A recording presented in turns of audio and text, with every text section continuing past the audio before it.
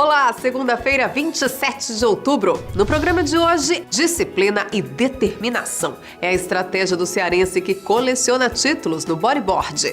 Vamos falar também sobre os sintomas, causas e tratamento para infecção urinária. Tem ainda o comentário sobre o resultado das eleições deste domingo com Donizete Arruda. E a gente convida você a um passeio pela história dos rabequeiros cearenses. Notícias da Gente começa agora.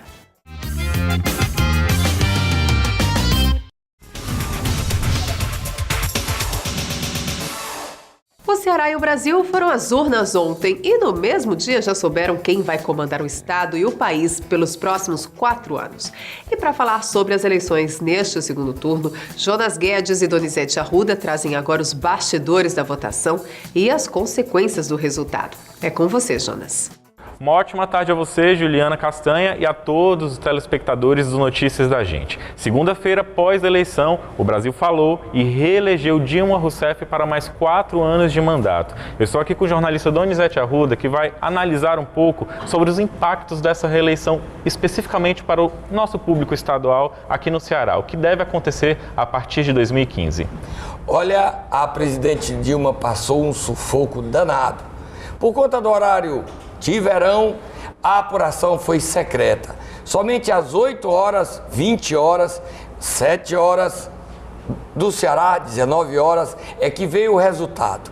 Mas até às 19 horas, quando a gente soube, até 80%, quando entrou no ar já era 95% dos votos apurados, até 80% no Planalto, nos bastidores, a presidente Dilma apanhava.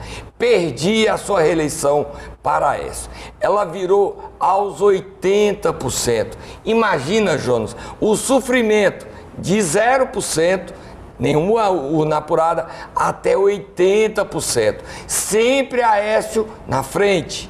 Aí veio a surpresa, a maior surpresa. No Nordeste, nenhuma surpresa.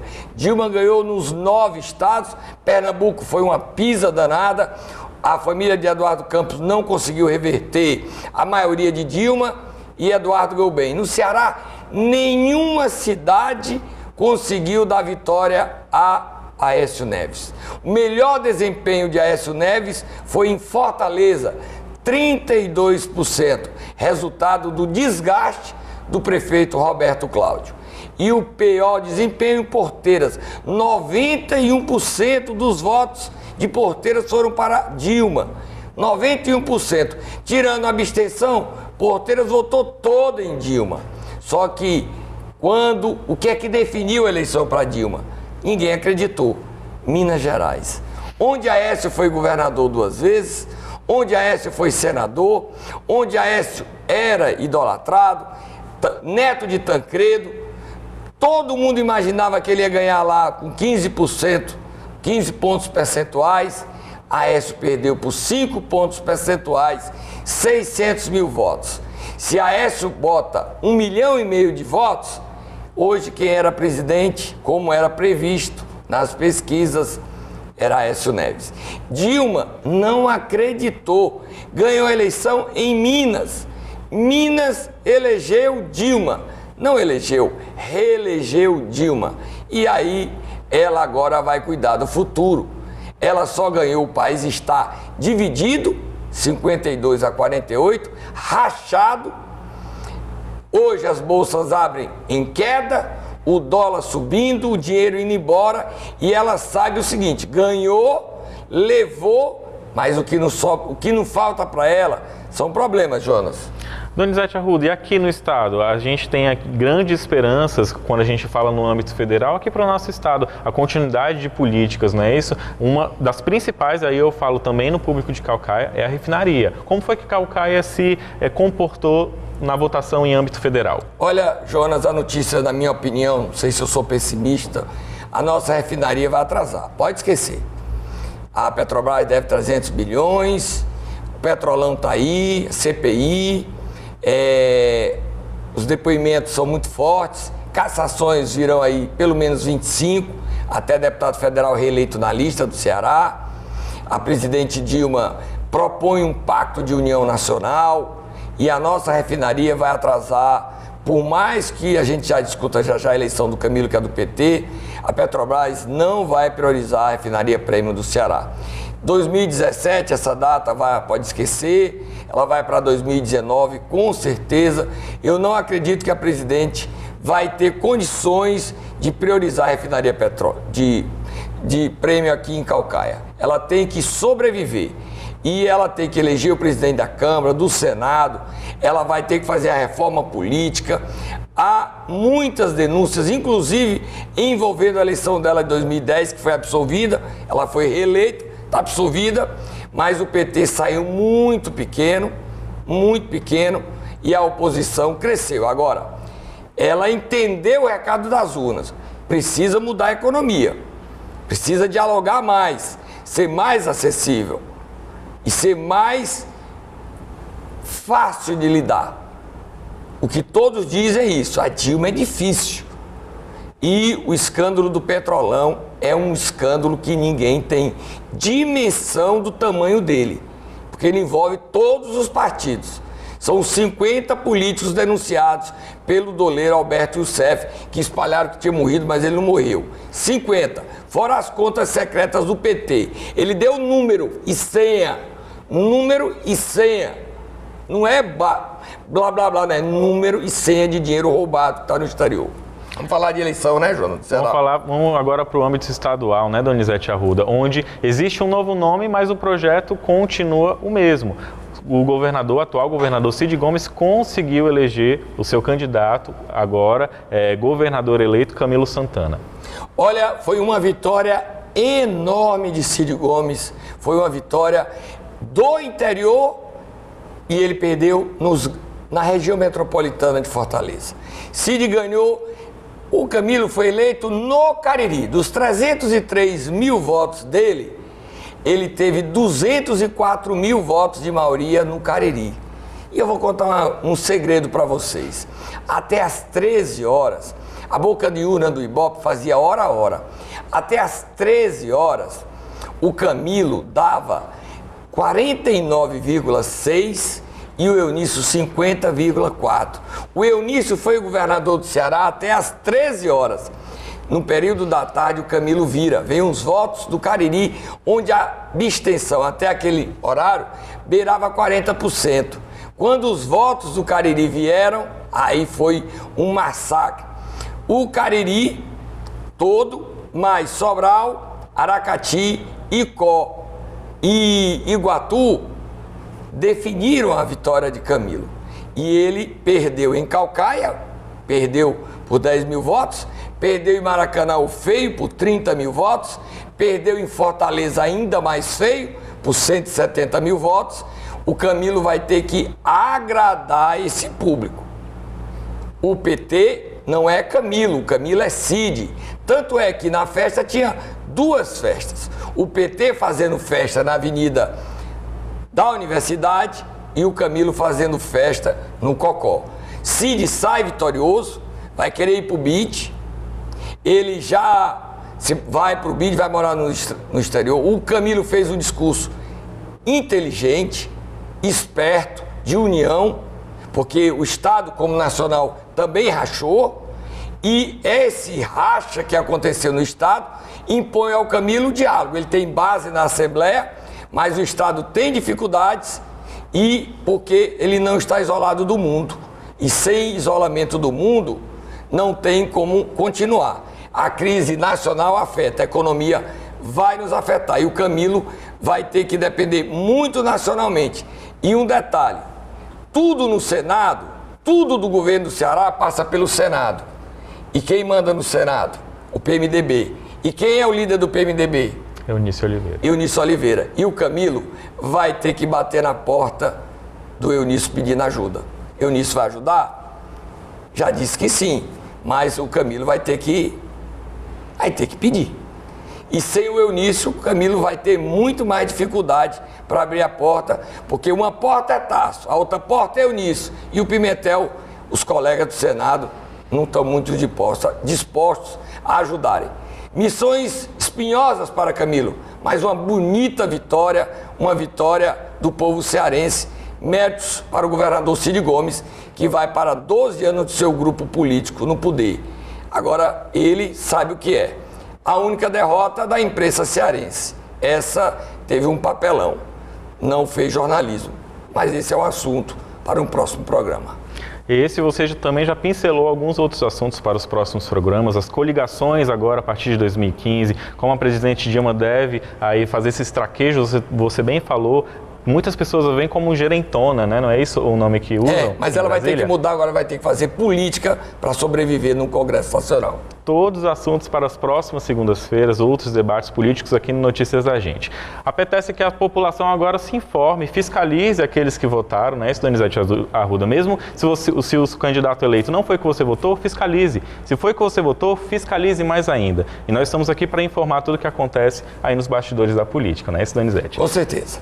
O Notícias da Gente continua. É com você, Juliana.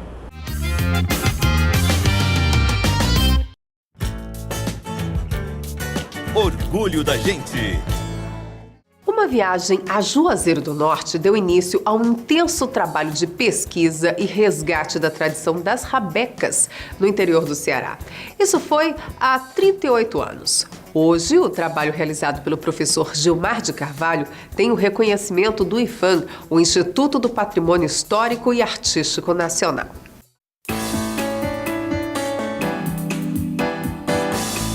Gilmar de Carvalho é jornalista, professor e pesquisador da cultura nordestina. São anos dedicados à leitura, sobre tudo que envolve o jeito que o cearense vivencia sua arte.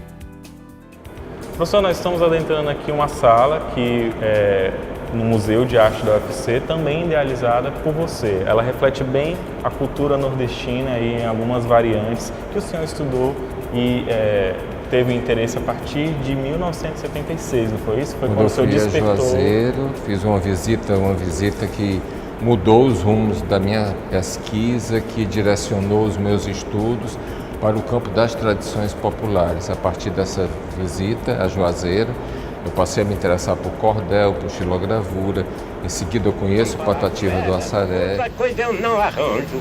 E por isso eu tenho dito que esse anjo é mesmo bonito, era o retrato do anjo. Me volto para o Ceará como um todo e caio de colo nas rabecas. Em uma de suas viagens, Gilmar se deparou com a cultura das rabecas, um antigo instrumento trazido ao país pelos conquistadores. Ainda hoje faz parte de manifestações culturais em todo o Brasil. As rabecas elas vieram quando eu estava organizando um livro meu e do Francisco Souza chamado Arte da Tradição, em 2003, 2004. Então nós tivemos contato com alguns rabequeiros, 4.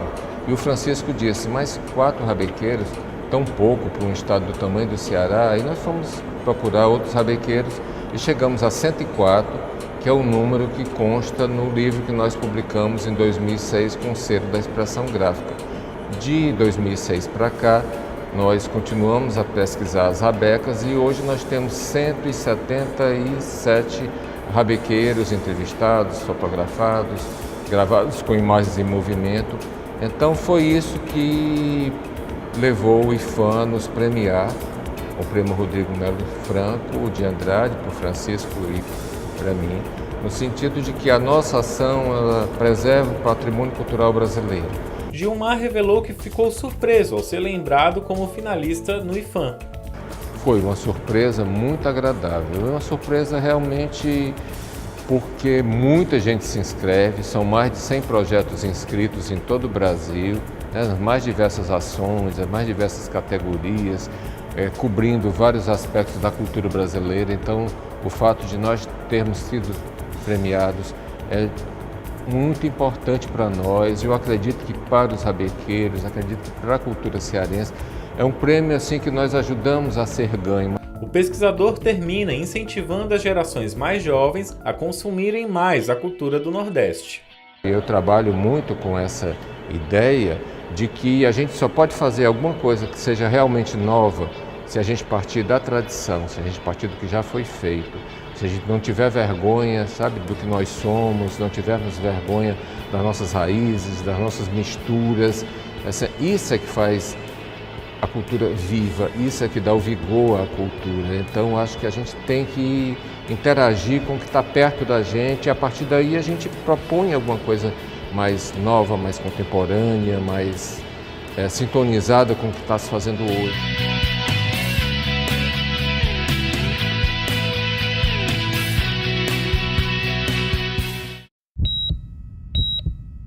Fala, doutor. Beber bastante água é o bastante para resolver 70% dos casos de infecção urinária. A doença é mais comum entre as mulheres e provoca muita dor e desconforto. Esse é o tema de hoje do quadro Fala, Doutor. Hoje o Dr. Jader Carvalho, médico ginecologista, está aqui no Notícias da Gente para esclarecer algumas dúvidas sobre infecção urinária, que é uma doença que acomete mais as mulheres, né, doutor? Sim, a infecção urinária é uma doença que acomete mais o sexo feminino, né?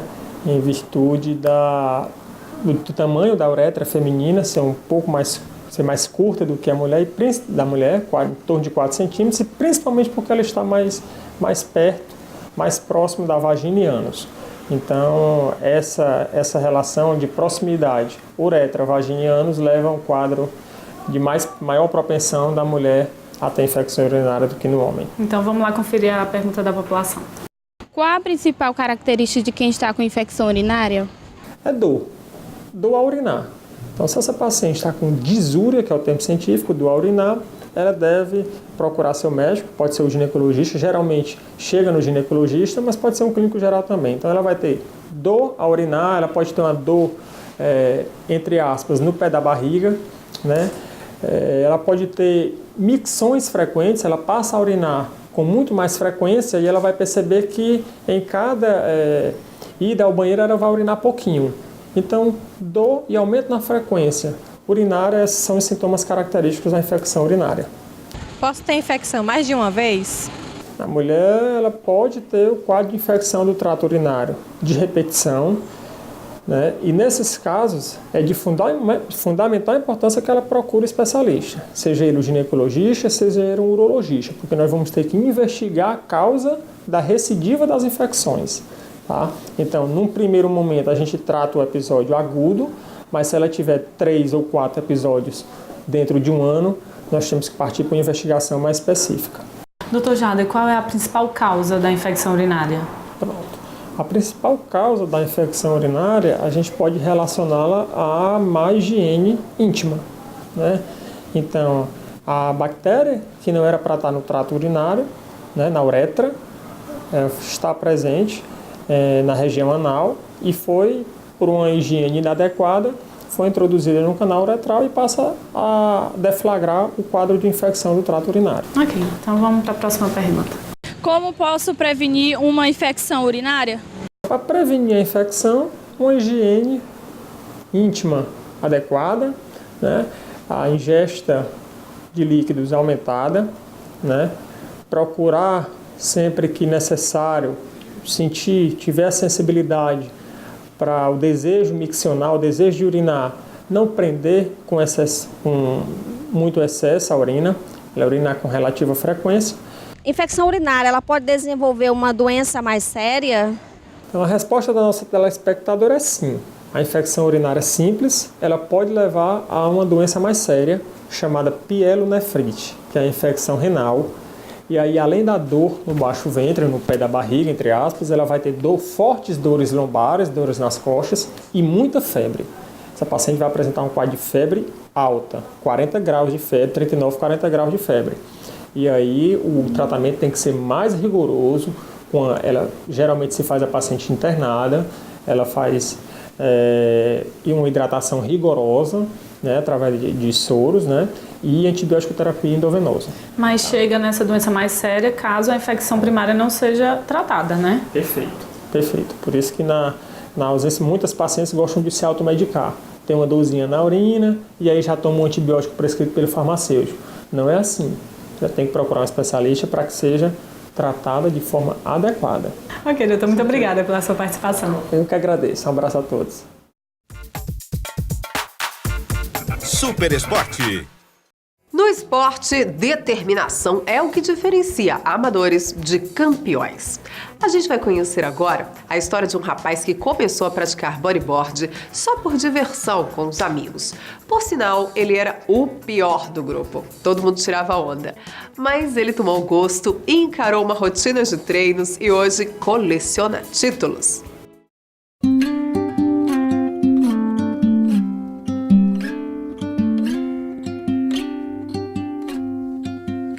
There's no combination of words I could put on the back of a postcard.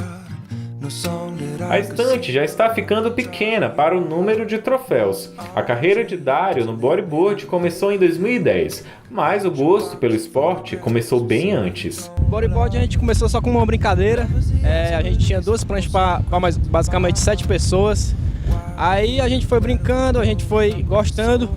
Aí começamos a comprar material, pé de pato, que a gente só tinha prancha. Aí depois a brincadeira ficou melhor, porque eu comecei não muito bem no esporte. Eu era o pior daqui, a galera até tirava onda comigo, mas isso aí só me motivou cada vez mais e agora eu tô disputando com os melhores do país. Isso aí pra mim é onde eu queria chegar.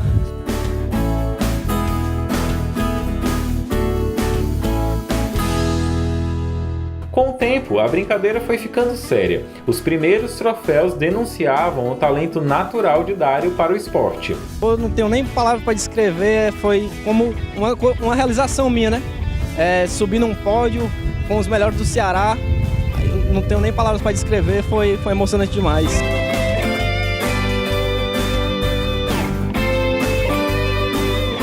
É na região do Cumbuco onde Dário aprendeu o bodyboard e é onde ele também aprimora sua técnica. Ele treina em média 2 horas por dia, tudo para continuar crescendo no ranking da categoria. São basicamente umas 2 a 3 horas por dia. Antigamente ele era o pior dos surfistas lá dos amigos dele e hoje ele se tornou assim uma figura importante no meio do esporte do bodyboard.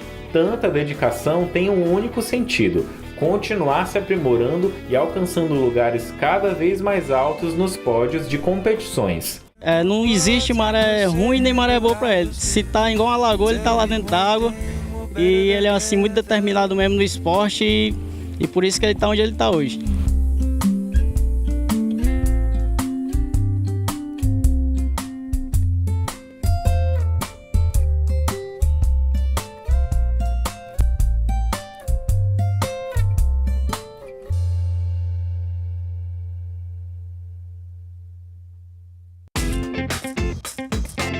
Emprego Aqui. A Prefeitura de Baturité está com inscrições abertas para o concurso público que visa a contratação de 152 profissionais, de todos os níveis de escolaridade. A remuneração pode chegar a R$ 8.000. As inscrições vão até o dia 7 de novembro pelo site consulpan.szw.com.br. Fique por dentro. A dica de utilidade pública de hoje é o telefone do Centro de Zoonoses, 31 31 7847. E para saber como agir em caso de intoxicações e picada de animais, é só ligar 32 55 50 50. A gente se despede por aqui, mas amanhã tem mais informação e novidades para você. Lembrando que para rever as reportagens é só visitar a fanpage Notícias da Gente no Facebook. Um ótimo início de semana para você. Até mais!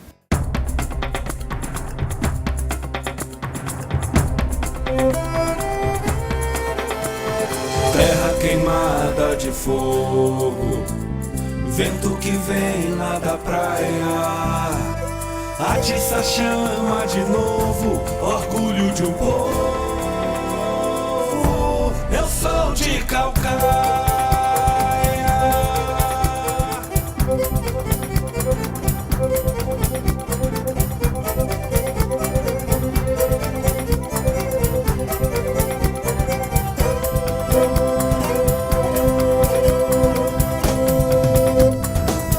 Sou do mar, sou da serra, sou fruto da terra, também sou sertão. Do Najaré às lagoas, Calcaia é a dona do meu coração. Nosso lugar tá crescendo, tem gente chegando.